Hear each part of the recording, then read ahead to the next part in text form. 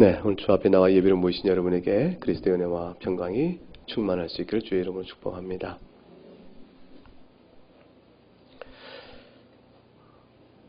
성도의 인생의 행복은 무엇을 통해서 얻을 수 있는 것일까? 분명히 우리에게 알 수 있는 것 중에 하나는 이 세상에서 삶이 주는 것을 바라는 것만으로는 성도들의 행복은 결코 갖지 못한다. 이 말은 뒤집어 얘기해서 이 세상의 삶이 바라는 모든 것이라면 그러한 기독교인의 말로 가장 불쌍한 자라. 이렇게 말할 수 있다는 사실입니다. 고린도서 15장 19절에 사도 바울은 이미 그렇게 말씀하셨어요. 만일 그리스도 안에서 우리가 바라는 것이 다만 이 세상의 삶뿐이라면 어떻겠느냐. 모든 사람 가운데서 우리가 더욱 불쌍한 자일 것이라. 이렇게 말씀했습니다. 성도의 삶은 이 땅에서 연약한 인생이 하나님의 도우심을 받고 살아가며 의지해 살아갑니다. 우린 그럴 수밖에 없습니다. 무시로 기도하고 주의 도우심을 구하며 삽니다. 그러나 우리가 이 땅에 살면서 하나님의 도우심을 구하며 산다는 것이 이 세상이 우리에게 줄 수 있는 것을 바라며 산다는 것과는 다릅니다. 하나님은 우리의 신앙의 대상이요 목적이지 하나님은 우리 바라는 것들을 주시는 도구가 아니요 방법이 아니기 때문에 그렇습니다. 그래서 만약 우리가 이 세상에 살아가는 것이 우리의 삶의 바람이 신앙의 이유가 된다면 하나님은 우리의 뭐가 됩니까? 이 세상 것을 얻고자 하는 하나의 방식이요 도구에 지나지 아니하니 하나님을 이용하는 우상숭배의 죄를 범하게 되는 것입니다. 성도의 참된 행복과 목적은 하나님 그분 자신일 뿐입니다. 그래서 하나님께서 우리에게 내려주시는 교훈과 뜻을 순종함으로 하나님과 동행하는 것, 그 삶이 우리의 유일한 행복과 즐거움을 우리에게 주게 되어집니다. 그렇기 때문에 이 신앙의 비밀은 성도가 행복하려면 라는 질문을 던지거나 아니면 성도는 마땅히 무엇을 구하며 살아야 될까? 이 질문 앞에 섰을 때 오늘 12절 13절 말씀에 이런 내용들을 쭉 교훈으로 제시할 수가 있는 겁니다. 12절과 13절 말씀 두 절을 같이 읽어보면 시작. 소망 중에 즐거워하며 환난 중에 참으며 기도에 항상 힘쓰며 성도에 쓸 것을 공급하며 손 대접하기를 힘쓰라 그랬습니다. 소망 중에 즐거워하라 하는 것은 소망이라는 것은 아직 바라는 것을 얻지 못했을 때 소망을 하게 됩니다. 그 소망하는 것을 아직 손에 못 쥐고 있는데 어떻게 즐거워할 수 있겠는가? 소망한 것이 손에 쥐어져 즐거운 것이지 소망은 바랄 뿐 아직은 즐거움이 없다. 그럴 수 있는 것인가?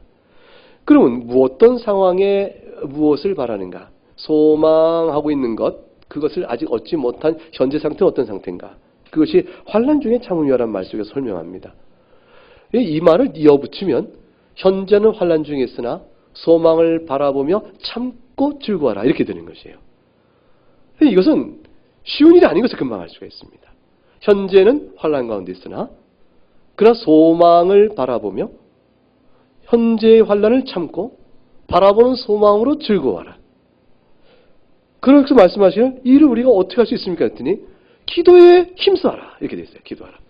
기도함으로 이 일을 가능케 하라. 그렇게 하면서 더하여 어떻게 되면 13절에 성도에 쓸 것을 공급하며 손 대접하고 힘쓰라 하겠습니다. 삶의 내용이 환난 중에 있어 소망을 바라보며 없는 가운데 참고 대려 소망을 즐거워하니까 환난이 있음에도 불구하고 13절에 성도 상호간에 쓸 것을 공급하며 나그네도 대접하는 아주 특별한 사랑의 열매들을 볼 수 있게 되어집니다. 그래서 13절에 성도에 쓸 것 공급하며 손대고 힘쓰는 것은 12절에 환난 중에 참으며와 서로 어떻게 됩니까? 이게 참 맞지 않는 것 같은 거예요. 환난 중에 있는 사람과 성도에 쓸 것을 공급하고 나그네의 삶이라는 것이 이게 조화를 이루기 어렵습니다. 그런데 환난 중에 있으나 성도에 쓸 것을 공급하고 나그네를 살핀다. 이렇게 되어집니다. 이게 어떻게 가능합니까? 소망 중에 즐거움이 그것을 가능케 한다. 이게 우리의 실현될 수 있을까요? 기도에 항상 힘쓰라. 결국 이 내용 전체가 이렇게 서로 유기적으로 연결되어 하나의 신앙 양태를 구성하게 됩니다. 이런 일이 있을까요? 고린도 후서 8장을 한번 가보면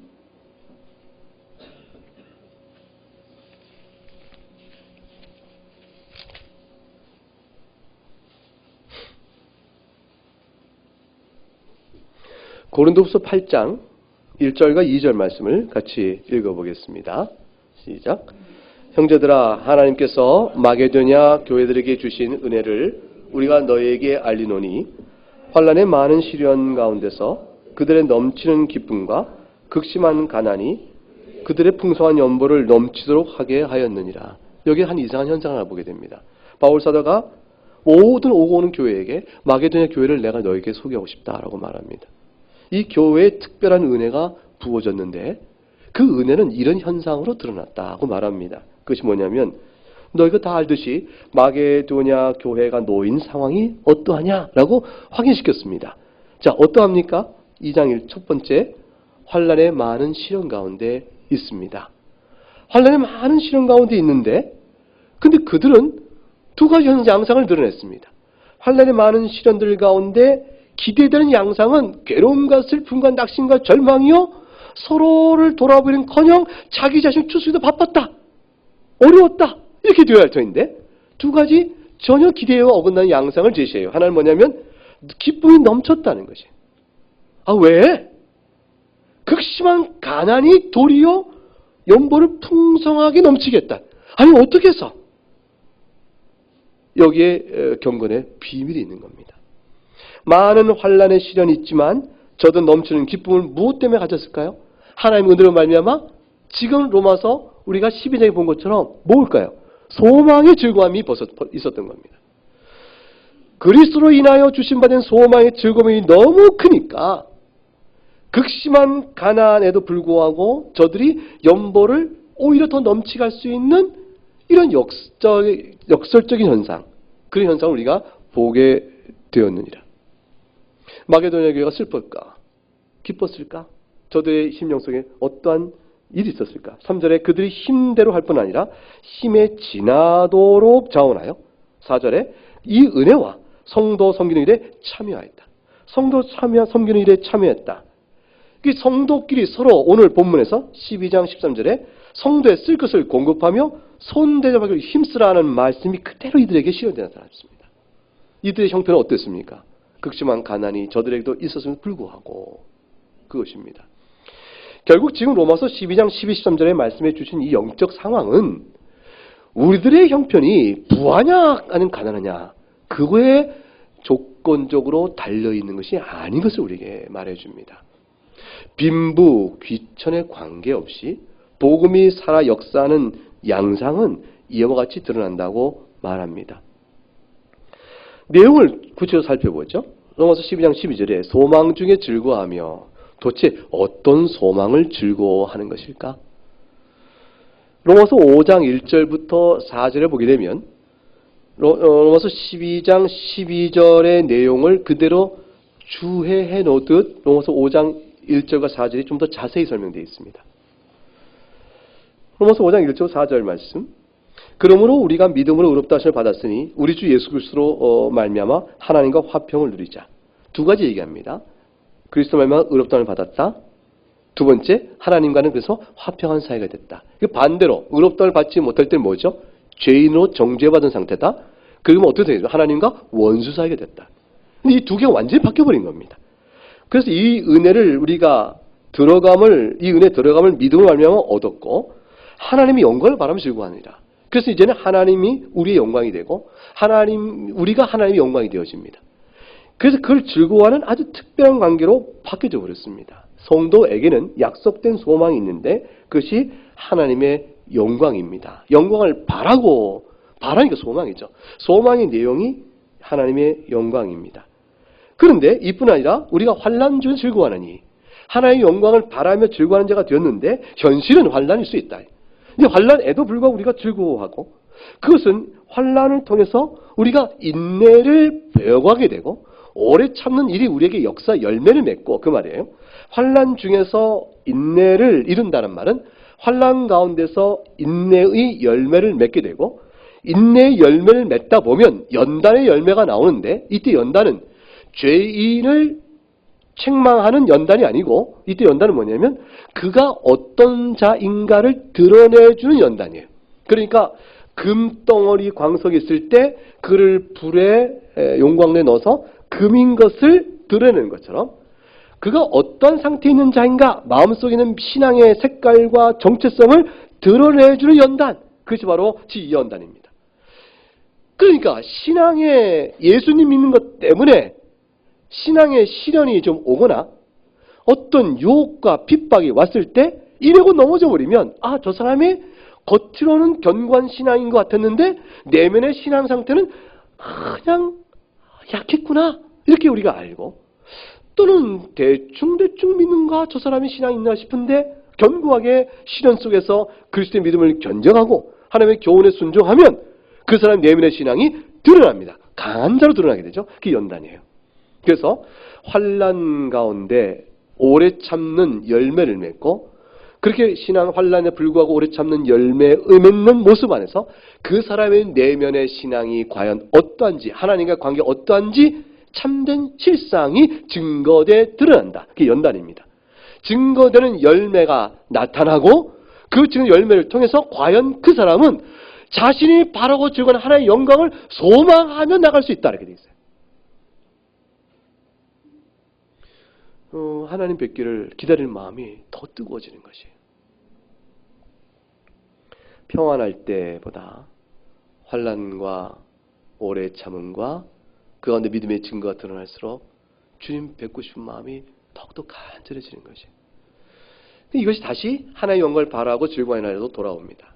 그러니까 환난 중에 참으며 신앙의 증거를 드러내는 일 자체의 시작과 토대와 계기는 다 하나님의 영광을 바라고 즐거워하는 마음으로부터 이것이 가능해지는데, 그것의 결국도 그러므로 더욱더 하나님의 영광을 바라노라 하고, 이게 오마가 포인트, 종착점이 되어져요. 결국 시작과 신앙의 시작 끝은 하나님의 영광을 기뻐함에 있습니다. 인생의 본분이 뭐냐 물을 때 하나님을 영원하게 하며 그를 영원토록 즐거워하는 것이라 라고 우리가 고백하는 웨스민스터 대의론과 소위문단의 내용은 바로 우리의 신앙도 하나님의 영광을 즐거워하는 데 있는 것이고, 그 내내 견디고 참아가는 과정 속에서도 하나님의 영광, 하나님의 영광을 바라는 가운데 있는 것이, 마지막 귀결도 하나님의 영광을 진실히 바라는 아름다운 증거를 보이게 되는 것이에요. 어떤 사람의 신앙의 양태를 설명할 수 있는 길은 그 사람 심령 속에 하나님을 바라는 자였는가, 그걸 통해 드러나는 것이에요. 만일 우리가 죽어서 묘비에 우리의 신앙 성격을 한마디로 쓴다면 여러 가지 표현들이 가 있겠죠. 믿음을 따라 살다가 믿음으로 죽은 자, 너무너무 좋은 표현이에요. 고 김병훈 목사는 하고 묘비에 그렇게 써요. 여러분들 저 써주세요. 믿음을 따라 살다가 믿음으로 죽은 자다, 이렇게 써주면 정말 제가 부끄러워서 그 말을 받을지 모르겠는데 너무 행복한 말이에요.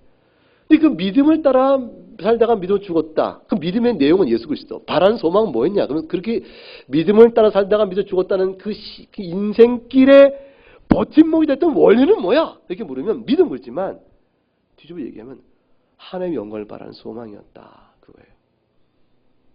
하나님이 하나님 되심을 바라보는 것, 그 하나님과 동행하는 것, 그 안에 누린 성도의 직한 행복. 그런데 우리에게는 구원의 맥락을 보면요, 부활의 영광이요, 하나님을 알아가는 기쁨의 영광이요, 하나님처럼 거룩한 성품에 참여하는 거룩의 영광이요, 무엇보다도 하나의 통치하는 그의 나라에 참여하는 영광이에요. 그것이 마음속 가득 소망을 품고 이 땅에 드리워진 하나님 나라의 맛을, 천년매를 맛보며 이미 이루어진 하나님 나라를 맛보며 완성될, 완전히 실현될 그날을 바라보며 살았다, 이렇게 되는 것입니다. 하나님 나라를 이 땅에 살면서 믿음으로 맛보지 않으면 완성되고 도래할, 완전히 실현될 하나님 나라를 소망지 바랄 수가 없습니다. 이 땅에서 믿음 생활이 곧 영생의 생활이라고 말할 수 있는 것은 바로 거기에 있습니다. 이 땅에서 우리가 환난 가운데 참으며 영광을 즐거워하며 완전히 이루어질 그날을 바라보는 것이에요. 이게 서로 시작과 끝이 이루어집니다. 이미 이루어졌으나 아직 완전히 이루어지지 않은 하나님 나라의 영광된 상태를 맛봤으니 더 완전한 신을 바라보는 그 가운데 우리 신앙의 흐름이 있는 것이죠. 그 가운데 삶의 조건이 뭐로 다가와요? 인생의 조건이 수고와 슬픔이라고 했고 예수를 믿는 것 때문에 더욱더 오는 인생사를 산다면 말할 것도 없다. 이렇게 되는 것입니다. 사실은 우리의 인생이 환난 속에 있다는 사실은 주님께서 당연히 여기라고 말씀하셨어요. 너희가 나로 인하여 박해를 받을 것이라. 그러나 너희가 나로 인하여 박해를 받으면 받을수록 더욱더 뭡니까? 즐거워하고 기뻐하라. 하늘의 상이 너에게 큼이라고 말씀하셨습니다. 이것은 모든 성도에게 주신 교훈이었고 실제로 내가 너희를 세상에서 택하였기 때문에 세상이 너희를 미워할 것이라고 말씀했고 사도들은 다 말을 했습니다. 사도 바울이 이렇게 말했죠. 예배 장로들 다 모아놓고 가르치고 이것저것 또 가르치면서 항상 말하기를 우리가 하나님 나라 들어가려면 많은 환난 겪는 건 당연하다. 이렇게 얘기하셨어요. 사도행전 14장 그 다음에 22절에서 이렇게 말씀했습니다. 그러니 금식하며 기도하라 하셨습니다. 성도에게 기도가 중요한 까닭은 우리가 기도함으로 비로소 감당할 믿음의 분량 때문에 그렇습니다. 기도하지 않아도 감당하면 믿음의 분량으로 우리가 주어진 인생길을 살지 않습니다. 우리 신앙길 그렇게 되지 않습니다. 우리의 신앙길 속에 겪는 인생이 누구라도 겪을 수 있는 이 세상 살아가는 사람이 누구나 겪는 일반적인 고난과 슬픔뿐 아니라 죄의 정욕과 싸워가는 영적인 부담 더구나 우리를 시험케 하는 세상과 악한 영의 도전과 역사 이런 것들을 우리가 겪으며 살아갑니다. 이것이 서로 옮겨가며 살아갑니다. 그렇기 때문에 우리는 사실은 우리의 이성과 판단, 자연적 본성과 가진 인격과 도덕과 양심 이것으로 이 싸움을 견뎌갈 수가 없는 겁니다. 그러니 환난 중에 누가 참아요? 환난을 겪으면 하나님께 불평과 원망과 하나님 이럴 수 있습니까? 라고 투덜댐. 그리고 이런 환난과 이를 겪게 한 상황 속에서 인간관계에서 사람을 손가락질하고 정죄하고 미워하고 악하게 대하는 것 이것이 우리의 삶에 당연한 결론이 나와야 할 텐데 이런 걸 싸워 이기라고요? 이 가운데 오히려 즐거워할 수 있더라고요? 소망을 바라볼 어떤 소망이기에 이렇게 되고 마는 거죠. 그 신앙에 힘을 가질 수가 없습니다. 그럴 때에 이런 상황 속에서 신앙의 힘이라는 것은 뭐예요? 기도밖에 없는 거죠. 지식은 안 돼요. 성경의 지식, 또 신학책을 읽었던 지식, 그 지식은 머리로 알아야 감정을 못 따라가게 만듭니다. 머리를 알지만 순종의 마음을 안 줍니다. 내가 알고 있는 신학과 성경의 지식이 순종의 힘으로 우리의 판단과 감성을 지배할 수 있으려면 기도의 힘이 필요합니다.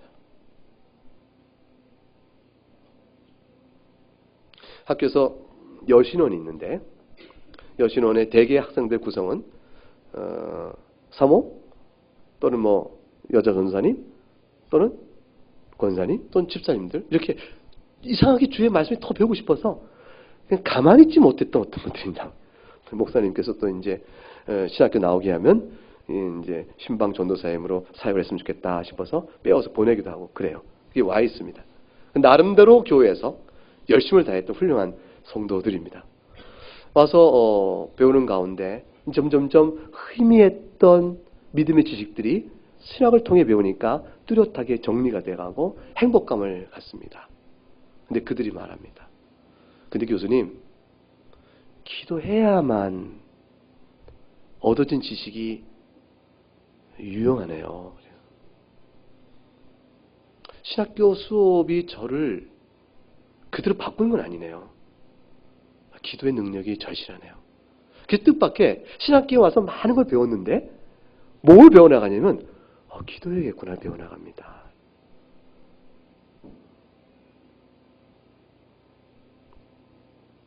평생 저도 절감하는 절실 절감하는 거입니다.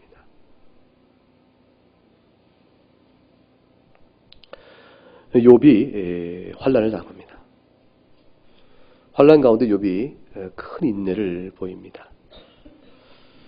욥이 범죄하지 아니하고 하나님 향하여 원망하지 아니하였다. 알몸으로 나왔으니 알몸 돌아가는 게 맞는데 내가 당한 환난을 무엇을 가지고 하나님께 범죄하겠냐 그랬습니다. 그 인식과 그것에 대한 신앙적 적용은 실로 놀라운 일이죠. 왜냐하면 머리는 우리가 다 알죠. 적신 왔으니 적신으로 돌아간다. 이건 세상도 아는 겁니다. 그런데 환란을 다가오면 알몸으로 왔으니 알몸 돌아갈 뿐, 내가 있다가 없어진 것도 그것이 나에게 어찌 주를 탓할 일인가. 하나님을 원망하지 않고 나갔다. 주님 칭찬하십니다. 하나님을 경외하며 악에서 떠난 자가 욥과 같은 자가 있느냐고 칭찬합니다. 이 모든 일이 소망을, 욥의 경우는 아직 소망의 답을 찾지 않은 상태 속에서 나온 경건의 힘이었습니다. 그런데 우리들에서 좀 더 다르죠.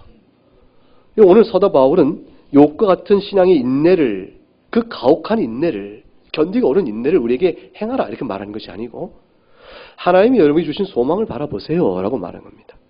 그 소망을 바라보고 환난 중에 견뎌내라 하고 말합니다. 어쨌건 환난은 견딤을 위한 열매를 낳고, 그것은 우리의 신앙을 증거하며 다시 소망과 나오도록 이끌어가는 것이니까 그것을 하라고 말을 하는 겁니다.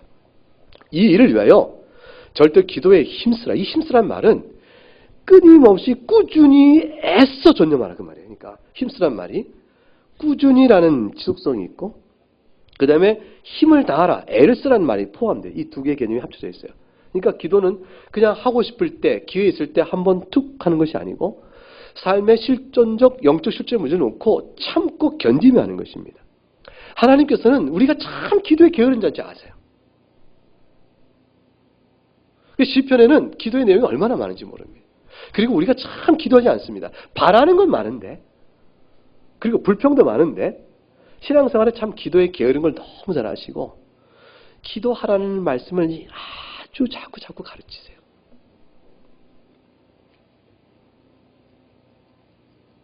누가복음 11장 가게 되면 기도의 교훈을 이렇게 말씀하셨죠. 보세요. 기도에 힘쓰라 했으니 뭐 방법은 비교는 따로 없으니까요. 누가복음 11장 1절에 보게 되면 예수님께서 기도를 마치셨습니다. 제자들이 기도를 가르쳐달라고 합니다. 이제 주님께서 너희는 이렇게 기도하라 하고 우리가 잘 아는 주님 가르친 기도를 쭉 풀어 말씀하십니다. 우리에게 날마다 일용할 양식이 필요한 것을 아시지만 그러나 날마다 일용할 양식을 구하라지 양식에 지나도록 탐하여 구하라고 말씀을 안 하십니다. 불쌍히 여기신 하나님의 손길로 우리 인생을 영육간에 필요한 분량을 채워주실 것이라고 말씀하세요. 그러면서 우리의 바람과 눈길을 죄 사면의 은혜와 하나님 나라를 바라보도록 이끌어가라고 말씀합니다. 이 일을 위하여 기도하라고 말씀하시고 내용과 방향과 이걸 말씀하신 다음 이제는 실행에 대한 가르침을 5절부터 말씀합니다. 얼마나 기도를 안 하냐면 이러한 이치에 따라 비춰볼 때 기도를 얼마나 안 한지 알겠느냐라고 말씀하십니다. 그게 뭐냐면 첫째, 밤중에 왔어요. 근데 친구가 찾아왔습니다. 문을 막 두들깁니다. 내 친구가 왔는데 당신 친구도 아니에요. 내 친구가 왔는데 먹을 게 없으니 네가 좀 나를 위해서 좀 너 집에 있는 먹을 거 좀 다오라고 먹이도록 좀 해다오, 도와달라고 밤중에 문을 두들깁니다. 침실에 이미 누웠으니 7절 내게 일어나 줄 수가 없다. 다음에 와라. 그러나 계속 두들깁니다. 8절 뭐라고 말해요? 읽어봅니다. 시작. 내가 너에게 말하노니 비록 벗됨으로 인하여서는 일어나서 주지 아니할지라도 그 간청함을 인하여 일어나 그 요구대로 주리라. 그래서 나중에는 뭡니까? 내 친구가 밤에 와 두들기니 내가 이 친구의 우정을 생각할 때 어찌 아니라겠냐라고 하지 않고 그것으로는 거절할지언정 귀찮게 계속 간청하니 결국 들어주리라 했다 말합니다. 그러면서 주님 말씀하세요. 그러니 친구라 할지라도 간청하면 거절 못할, 친구라도 거절할 일이 간청하면 결국에 거절 못하고 듣게 죄는 일이 있거늘 하물며 하나님에게서야 오죽하겠냐. 그렇게 말씀합니다. 구하면 주실 것이요 찾으면 찾을 것이요 두드리면 열릴 것이라. 주님은 기도를 들으신다 그 말이에요. 그리고 말씀하기를 11절 아버지와 자식 관계를 얘기합니다. 생선을 달라는데 뱀 주고 알을 전갈 줄 리가 없으니 하나님께서 내가 구하는 것이 악하다 하여 나에게 구하는 거 고사하고 나를 더 다른 거 주시면 어떡하지? 이런 걱정하지 말라는 것이에요. 그러니까 우리가 하나님께 구했을 때 하나님 제가 뭘 구했는데 하나님 보실 때 괘씸한 것. 그걸 구하냐? 다른 것 구해야지. 욕심을 따라 구하는구나. 너는 그렇게 구하니 기도하지 않으면 못했다. 하고 책망하며 나에게 기도 응답이 엉뚱하게 나한테 해로우면 어떨까? 이런 어리석은 생각하지 말라는 것이에요. 생선 달랄 때 뱀을 주는 일이 없고 더 나아가면 이걸 뒤집어 얘기하면요. 악한 것을 구하셔서 하나님께서는 우리에게 가장 선한 것으로 갚아주신다는 것입니다. 그것이 바로 뭐냐면 하물며 하늘 아버지께서는 성령을 주시 않겠냐 말씀 속에 포괄되어 있는 의미입니다. 기도를 제발 해라. 기도하시는 하나님께서 너에게 반드시 선한 것을 갚아주실 것이고 그리고 반드시 들으신다. 이렇게 되어 있습니다. 하나님께서 우리의 기도를 할 때 기도 들으시고 주의 선한 뜻 가운데 응답하십니다. 주의 선한 뜻 가운데는 선한 지혜에 따른 응답입니다. 선한 지혜에 따라 하나님 응답하신 내용 가운데 능치 못할 일은 없으세요. 그게 하나님의 전능함입니다. 전능하신 하나님께서 그의 선한 지혜에 따라서 우리의 기도를 들으시고 응답하십니다. 그러니 그 응답은 반드시 받을 것인즉 우리가 구하는 바가 어찌 되든지 그것을 들어 사용하여 응답하시니 때로는 우리가 견딜 힘 주시고 때로는 구한 것을 우리가 달리 구하도록 깨우침 주시건 어떤 변화의 상황이 생기기 시작되어져요. 구한 것을 주시기도 하시고 구한 것을 바꾸어 구하도록 또 하시고 어찌됐건 기도하면 우리에게 역사가 벌어집니다.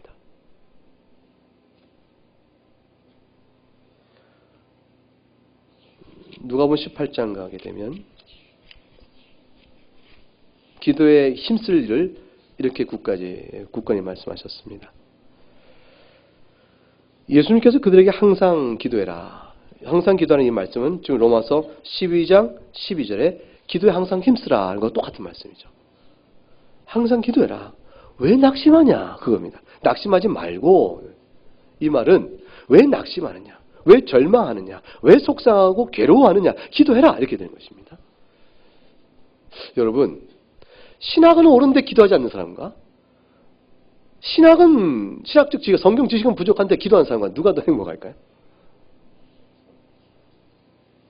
살아있는 하나님에 대한 신앙적 체험은 기도한 자에게 주어집니다. 왜냐하면 신학이 그렇게 가르쳐요. 하나님께서 모든 걸 다 아시고 모든 걸 작정대로 이끌어 가시는데 왜 기도하게 하실까요? 하나님께서 모든 그의 뜻 가운데 모든 역사를 섭리해 가시는데 왜 기도하게 하실까요? 기도하면 하나님의 뜻이 바뀌는가요? 답은 뭐죠? 신학은? 아니. 그럼 하나님 왜 기도하게 하실까요? 실현되는 하나님의 뜻을 순하게 받을 수 있도록 하기 위함이에요. 그리고 살아계신 하나님의 뜻 가운데 우리가 살고 있으면 우리로 하여금 깨닫게 하기 위함이에요. 그리고 실제로 하나님의 뜻을 바꾸셨나? 라는 생각을 들게 하세요. 그것조차가 하나님의 뜻 가운데 있는 것을 우리 모르는 우리들은. 그래서 우리는 하나님께서 기도 가운데 역사하셔서 기도 응답하심으로 본래 그 뜻이 아닌데 뜻을 돌이키셨구나라는 고백이 나올 만큼 그런 복잡한 변수와 이해까지도 하나님 작성서에 두셨어요. 그러니까 하나님께서는 내 작정대로 모두는 될 것이지만 너희가 생각하는 대로의 결정론대로 되는 것은 아니니까 기도하라. 우리가 볼 때 열려져 있어요. 미래가. 하나님 보실 때는 작정되어 있어요. 그 가운데 기도의 원리가 들어가 있습니다. 우리가 볼 때는 닫혀진 미래로 주어진 것이 아니에요. 하나님, 여러분 소원이 있다 여쭤보십시다. 주 앞에서 선한 소원을 갖고 살아요. 신학에 부름받아 신학 소원을 갖고 신학에 왔다. 이 사람에게 되게 소원이 생깁니다. 너는 어떠한 주의 부름을 받은 자로 앞에 서갔던 먼저 믿는 종들 가운데 어떤 자와 같은 사람이 되기 원하느냐. 그거 되게 신학생인데 설교를 잘하는 어떤 사람처럼 되기 원합니다. 또는 말씀을 깊게 열고 센 사람처럼 살기 원합니다. 어떤 사람 경건한 신앙의 동목을 세워 어떤 사람과 같이 되기 원합니다. 그렇게 마음의 소망을 들 수 있습니다. 그 선한 소망을 들고 기도에 나갑니다. 구체적 어떤 상황 속에서 기도할 수도 있습니다. 우리 교회가 어떻게 됐으면 좋겠습니다. 라는 어떤 상황적인 기도를 놓고 할 수 있습니다. 이 모든 기도를 해나갈 때 안 될 것 같은 일이 열어지게 되는 일이 있어요. 그럼 우리는 기도의 재미를 느끼게 되어집니다. 이런 일들은 확실히 우리가 기도하는 것이 하나의 변수로 작용하여 미래의 결과가 달라질 수 있구나라는 어떤 흥분감을 갖게 합니다. 그런데 하나님 작정은 어떻게 되는 것이지? 성경을 보니까 하나님의 뜻을 돌이키시사, 하나님 기도를 들으시사 라고 뜻을 바꿨다는 성경의 가르침이 있어요. 분명히 하나님께서는 기도를 들으시고 우리의 기도를 들으시고 우리의 뜻대로 응답받는 일들을 경험케 하시는 것은 분명합니다. 그러한 기도를 변수로 사용하여 어떤 일의 결정이 바뀌어진다라고 생각되는 이 상황적 인식과 판단들, 그것에서 기도를 통하여 얻는 변화에 대한 즐거움, 응답에 대한 즐거움, 이것들을 우리에게 생동감 있게 하실 때 이 모든 것들은 다 하나님의 크고 높으신 작정 안에 다 들어있어요. 우리는 그런 하나님의 작정은 우리가 생각하는 차원에서의 결정론이 아니라는 사실을 이해하고 주 앞에 나가야 합니다. 그래서 우리가 수고하고 땀 흘리면 단을 거두리라, 열매를 거두리라 하고 주께서 말씀하세요. 주 앞에 선한 수고의 노력을 주께서 칭찬하는 열매로 갚아주신다 하고 되어 있습니다. 우리의 노력이 헛된 것이 없습니다. 이 모든 것들을 하나님은 다 우리를 사랑하여 소망도 주시고 순종의 능력도 주시고 그래 그의 뜻을 이루어 가십니다.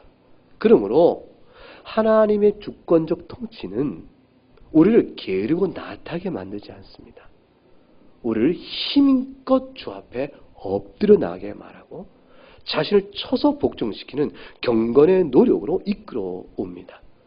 경건의 노력의 결과는 항상 우리에게 하늘의 소망을 바라보고 사는 자의 영적 자태를 일궈내게 만들고 그런 노력의 추동력은 기도의 힘입니다. 그러므로 계속 기도하라고 말씀하시는 것이에요. 낙심치 말라고 말씀합니다. 선한 기도는 들으십니다. 주의 뜻 가운데 이루어 가십니다. 그래서 2절에 보니까 예를 들었어요. 어떤 도시에 하나님을 두려워하지 않고 사람을 무시하는 재판장이 있었다. 이 재판장은 자격 상실이죠. 하나님을 두려워하는 재판장이야 옳은 재판할 것이고 사람을 무시하지 않고 존중해줘야 의로운 일의 재판을 통해서 억울한 사람의 경우를 보호할 수가 있습니다. 그러니까 이 두 가지 조건에서 재판장은 재판장이 더 이상 아니에요. 불의한 재판장이요. 악한 재판이 금방 알 수가 있습니다. 상황이 전개됩니다. 한 과부가 있었는데 예수님 당시의 과부야 말할 것 없죠.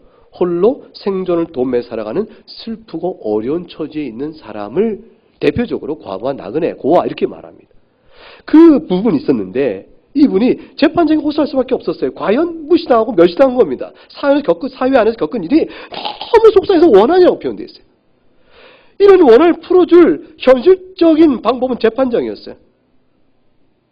근데 졸르니까 이 사람이 뭐라고 말합니까? 내가 하나님을 두려워하지 않고 사람 무시하면 스스로 자기를 인정하네요. 그런데 5절 읽어볼까요? 시작. 이 과부가 나를 번거롭게 하니 내가 그 원한을 풀어주리라. 그렇지 않으면 늘 와서 나를 괴롭게 하리라 하였느니라. 결국 괴로움이 귀찮아서라도 과부의 번거롭게 하는 그 일이 귀찮아서 결국 들어주겠다 해서 원한의 해소를 해줍니다. 주님이 이 비유를 들면서 뭐라고 하셨어요? 하물며 하나님께서는 택하신 자들의 원한을 풀어주지 않겠냐? 택하신 데 하나님 기뻐하신 선한 기도를 듣지 않겠느냐? 그들에게 오래 참으시겠냐? 그러셨어요. 그래서 기도하지 않는 것은 불의한 재판장이 과부의 소원을 들어주는 불의한 재판장의 심정만큼도 못 가진 자라 그랬어요. 거꾸로 말하면 불의한 재판장을 믿고 나아가 저 사람이 내 기도를 절대 들어주지 않을 거나 내 청원을 듣지 않을 거라는 과부의 판단이 있죠, 사실. 왜냐하면 하나님을 두려워하지 않고 사람을 무시하니 그런 재판장의 악명은 하늘에 쪄들었을 텐데 이 과부가 억울한 일을 당했어요. 저 재판장이 가만 소용없어. 내 처지와 내 형편은 어쩜 좋아? 하고 과부가 땅을 치고 울며 이를 가며 이렇게 하는 대로 머물 수 있잖아요. 근데 갑니다. 불의한 재판장이 뻔히 알면서 호소하는 겁니다. 들을 때까지 호소하는 겁니다. 계속 매달리는 겁니다. 도무지 들지 않을 사람인 줄 알지만 자기의 원한을 말할 때는 이거밖에 없으니까 그러니까 그 자가 어떤 자이냐의 관계, 그 자가 전혀 내 원한을 들을까 아니라는 현실적 판단의 냉정한 사실에도 불구하고 거기다 호소하는 겁니다. 그리고 우리에게 말씀합니다. 근데 하나님은 어떤 분이냐? 이렇게 말합니다. 너희는 이 과부의 믿음에 몇 배나 더 좋은 환경이 있느냐? 그렇게 모르겠냐고 말씀하는 거죠. 결국 우리도 환난을 당합니다. 과부도 환난을 당합니다. 똑같이 환난 중에 있습니다. 과부는 불의한 재판에 가서 호소하여 문제 해결을 받으려고 나갑니다. 근데 우리는 그 환난 속에서 우리의 신앙적 아픔과 원한, 또는 괴로움, 슬픔 어디서 호소하면 되겠죠? 불의한 재판관이 아니요, 하나님, 선하신 하나님께 호소해 나가는 우리의 길이 열려져 있으니 주님 말씀하십니다. 어찌하여 기도하지 않고 낭망하느냐 그러시는 겁니다. 결국 마게도냐 교회가 그렇게 어려운, 마게도냐 지역은요, 로마의 압제 아래 있었고 중세, 무거운 세금 때문에 늑탈당하고 있었고 전쟁의 참화 때문에 시달려 있었던 아주 비참한 지역에 있던 교회였습니다.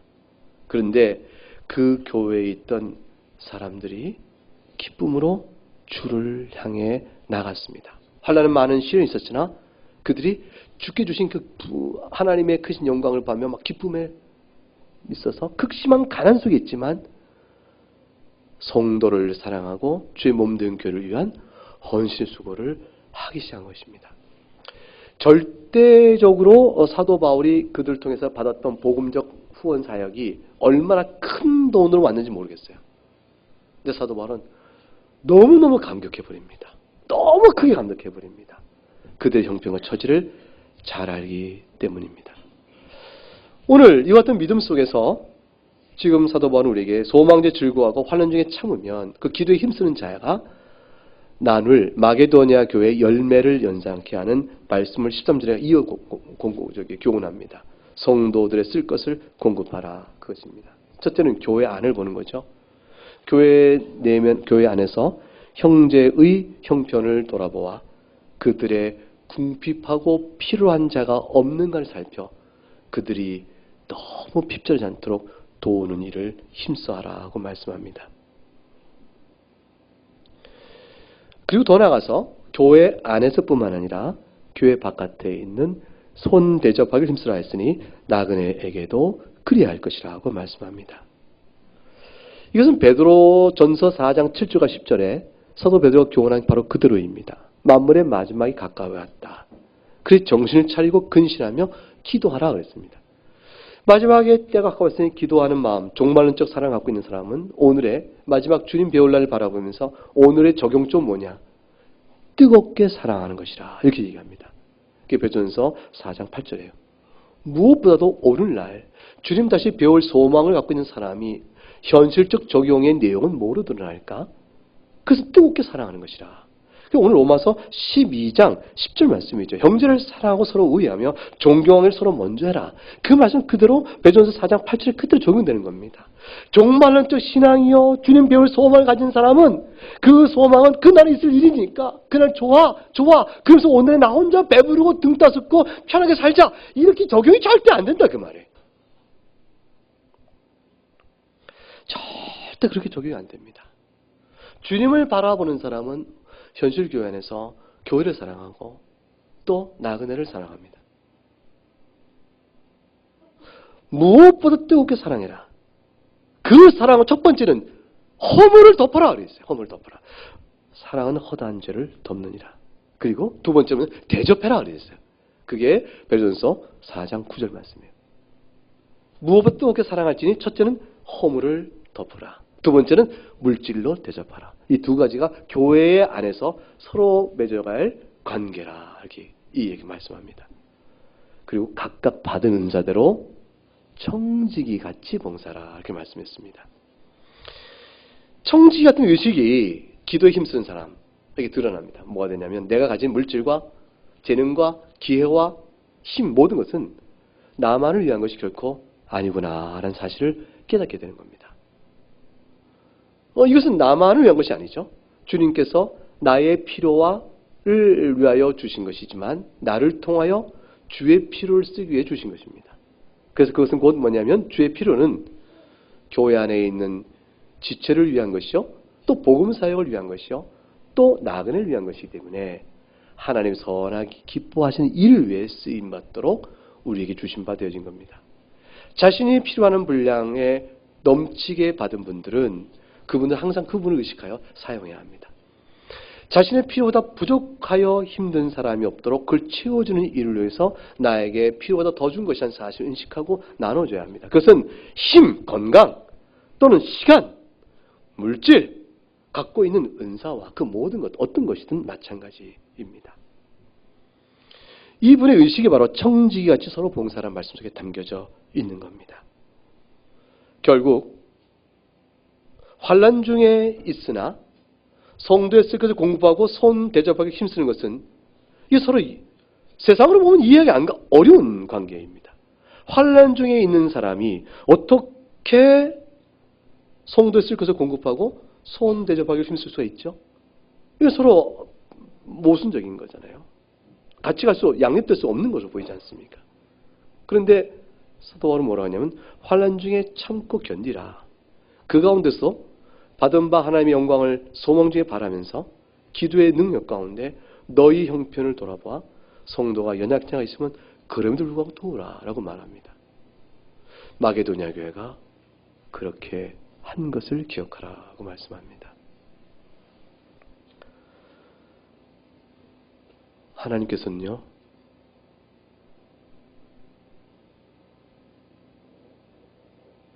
구제를 아주 기뻐하세요. 정말 기뻐하세요. 주님을 사랑하는 것 때문에 내 것 하나 내주는 일만 있으면, 주님을 사랑하는 것 때문에 내 것을 내어주는 청지기의 마음의 헌신을요, 하나님은 너무너무 사랑하세요. 그런 구약 성경부터 끝까지 가득 차 있는 경우입니다. 이것은 타락한 본성에 근본적으로 배반된 원리입니다. 이것은 너무 사랑하셔서 일반 사람들에게조차도 하나님은 그것을 강하게 남겨둔 사람들이 있어요. 계속 배우라고. 그래서 예수 믿지 않는 사람들 가운데도 긍휼과 그 따뜻한 섬김의 은사가 있다고 말할까? 그런 일에 힘쓰는 아주 좋은 사람들을 많이 보게 하셨어요. 하나님께서 왜 타락하고 부패한 자들에게도 그걸 남겨두실까요? 이것이 너무 귀하니까 하나님이 사랑하신 거기 때문에 흔적을 남겨두신 거예요. 이 사회가 지옥이 되지 않도록 막는 힘이에요. 하물며 교회 안에는 말할 것도 없이 성령 안에서 그걸 주도록 하나님은 계속 바라고 계십니다. 그래서 하나님께서는 많은 것을 주는 것으로 그것을 기억하는 것이 아니고 하나님을 사랑하는 마음으로 주의 이름을 행한 가장 작은 것도 기억하시니 심지어 무엇도 기억한다고 성경에 기록되어 있죠? 물 한 그릇. 내 이름으로 물 한 그릇 주는 것조차 내가 기억하겠다 그랬습니다. 하나님께서는 많은 것 주는 걸 기억하는 것이 아닙니다. 과부의 2렙돈이 더 크다라고 말씀하셨어요.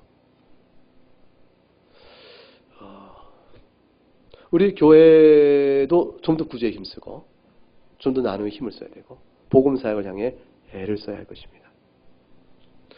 우리가 여러분이 열심히 내준 귀한 헌금이 그렇게 쓰여질 수 있도록 노력을 해야 될 것입니다. 대전구장님도 그 전에 한 말이 있었는데 우리 교회 선구장으로 특별히 내어서 이런 부분에 쓸 수 있도록 우리가 전체 선구장 이름 붙여서 선교와 구제와 장학 그렇게 특별히 무조건 전체 교회 수입에 많든 적든 현재 10분의 1은 떼놓고 있습니다. 이게 20% 떼놓고 30% 떼놔야 될 것입니다.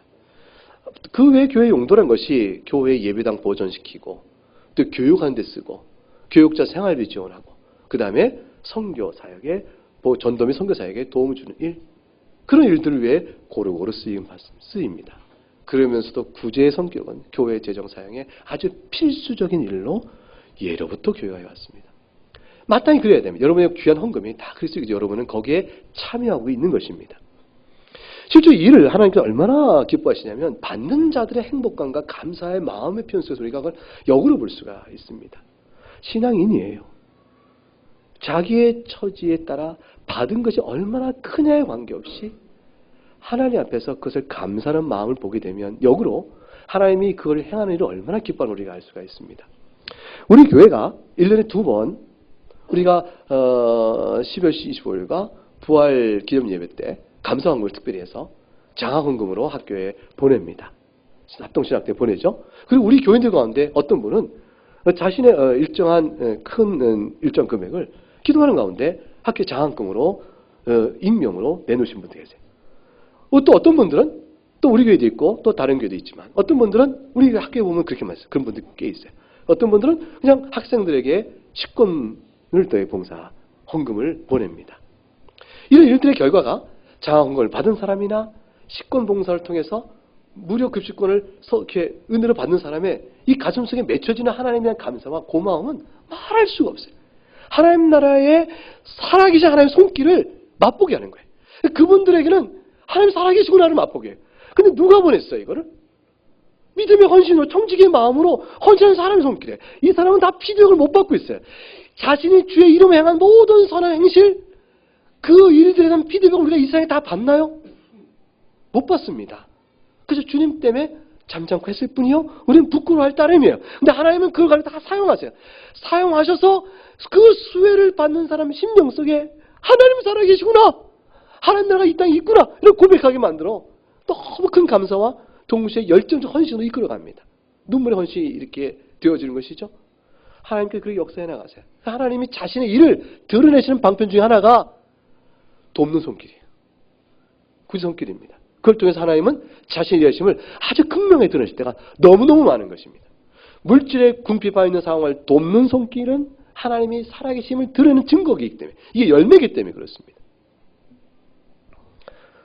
식권봉사를 장학금 받는 사람도 감사 편지가 오는데 식권은 사실 얼마 안 돼요. 식권봉사. 근데 한 재학생이 나그네 저를 통해서 이루어진 일이니까 나그네 교회 이름으로 그냥 했죠.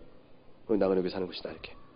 그랬더니 이제 나그네 교회 감사 편지 보낸다고 저한테 이제 온 거죠. 근데 이거는 이제 우리 교회 전체 헌금에서 한 것이 아니기 때문에 뭐 이거는 이제 해당된 분들에게 이제 그 사실 연락하고 말았죠. 근데 그 편지 내용이 이런 거예요. 다 정리하고 이렇게 나와 있어요. 아무것도 아닌 저를 그리고 아무것도 없는 저를 주님은 신학교에 보내셨고 과분한 공부를 하게 하시며 주님의 부르심 하나만을 바라보고 보잘것없는 저를 이끌어 가신 것에 너무 감사합니다. 근데 오늘 이렇게 저는 너무나 큰 선물을 받았습니다.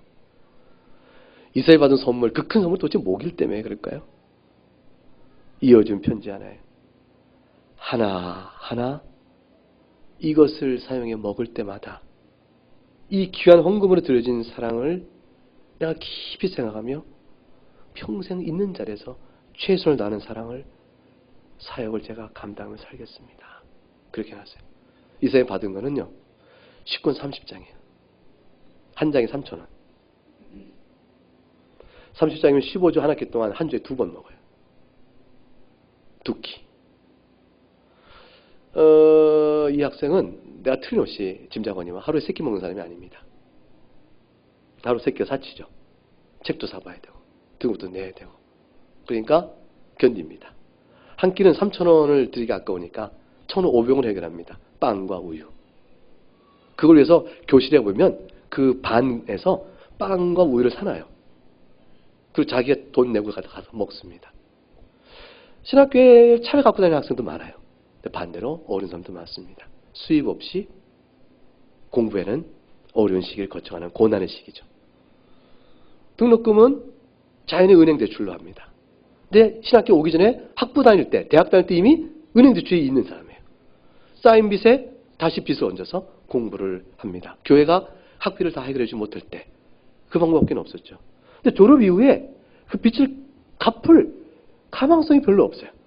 졸업 이후에 교회 사역해봐야 그거 월 500만 원 받는 것도 아니고 뭐 어떻게 그걸 갚겠어요. 그러나 그 공부를 감당합니다. 그러니 사는 동안 학교 다니는 어려운데 식구를 하나 가고 하나하나 먹을 때마다 이 크고 귀한 헌금으로 들어진 사랑을 생각하겠습니다. 라고 말을 해요. 이 사람은 기도 응답을 받은 겁니다. 그 하나님께서 하시는 일은 다 그래요. 우리 교회는 연구장학금도 있습니다. 어떤 사람을 키워내고 있는 과정이죠. 그것도 하나님 주시는 돕는 손길도 있는 것입니다. 교회 이름으로, 예수 그리스도 이름으로 구제, 장학, 선교, 그 어떤 형태는 다 쓰여지고 있는 겁니다. 하나님께서 아주 기뻐하시는 일이죠. 주님께서 오늘 주신 말씀은 뭐냐면 환난 중에 있을 때라도 참고 견디며 그런 가운데라도 성도의 쓸 것을 공고하고 손대하는 힘쓰는처럼 관심을 넓히라는 겁니다. 한마디로 사랑입니다. 이것이 경건이거든요. 야고보서 1장 26, 27절에 뭐라고 하셨냐면 누구든지 스스로 경건하다 생각하며 자기 혀를 재갈 물리지 아니하고 자기 마음을 속이면 이 사람의 경건은 헛것이라 그랬습니다. 말로 하는 경건은 헛것이라고 했습니다. 그럼 뭘로 해야 합니까? 말로 한다는 것은 꼭 입술로 소리 내야 한다는 것을 말하는 것이 아니라 행함이 없는 것, 그것을 의미합니다. 즉 경건에 합당한 어떠한 주께서 기뻐하신 일을 행치 않은 채 그러나 주님 사랑합니다 하는 말은 그거는 헛것이라고 얘기하시는 거예요. 그 행하는 것이 뭘까요? 하나님 앞에서 정결하고 더러움이 없는 경건은, 즉 헛것이 아닌 경건은 고아와 과부를 환난 중에서 돌보고 어려움에 처해 있는 고아와 과부의 처지를 살펴 돌아보고 자기를 지켜 세속의 정욕에서 물들지 않는 것이라 했습니다. 개인적으로는 세속의 정욕에 물들지 않는 것이요. 그리고 도덕적으로는 뭐예요? 더욱더 적극적으로는 고아와 과부처럼 어려운 죄 사람을 돌보는 것이라 그 말씀했습니다. 그러니 오늘 주신 로마서 12장 12절 13절의 말씀은 사실 12절 13절은 서로 어긋나고 서로 다른 것 같지만 하나의 영적 자태 안에 주어지는 다양한 영적인 열매들입니다. 환난 중에 참으며 소망주에 즐거워하는 자는 오직 기도에 힘쓰므로 그 능력을 받는데 그러한 경건은 성도의 쓸 것을 공급하고 나아가는 데로 힘쓰는 그러한 열매로 양태로 드러나니 그거에 힘쓰라고 말씀합니다. 사랑하는 교회 여러분, 하나님 절대 여러분 아니죠, 그러세요. 여러분이 이 땅 사는 동안에 어찌됐건 하나님의 자녀로 안정서 삽니다. 부할 때도 있고 귀할 때도 있고 슬플 때도 있고 기쁠 때도 있고 강할 때도 약할 때도 있을 것입니다. 그러나 우리가 어찌 살건 간에 부활의 영생과 하나님과 동의하는 그 기쁨의 소망을 놓치지 않고 사는 사람으로 살지 않겠습니까? 이 즐거움이 있으면 그 즐거움 가운데 잊지 마십시다. 물 한 그릇을 나눠주는 사람으로 살아야지. 그 마음을 마음에 지우지 않고 꼭 붙들고 사는 겁니다. 내가 뭘 하면 좋을까? 미루지 말고 내일 일로 미루지 말고 오늘 내가 뭘 해서 하나님을 기쁘게 해드릴까? 형편과 처지에 맞게끔 어느 하나를 해나가는 게 참 중요합니다. 그러므로 교회 안에서 교회를 세우는 하나님의 아름다운 덕목들이 복되게 드러나 여러분 심령 안에도 큰 기쁨이 있기를 바랍니다. 함께 찬송하겠습니다.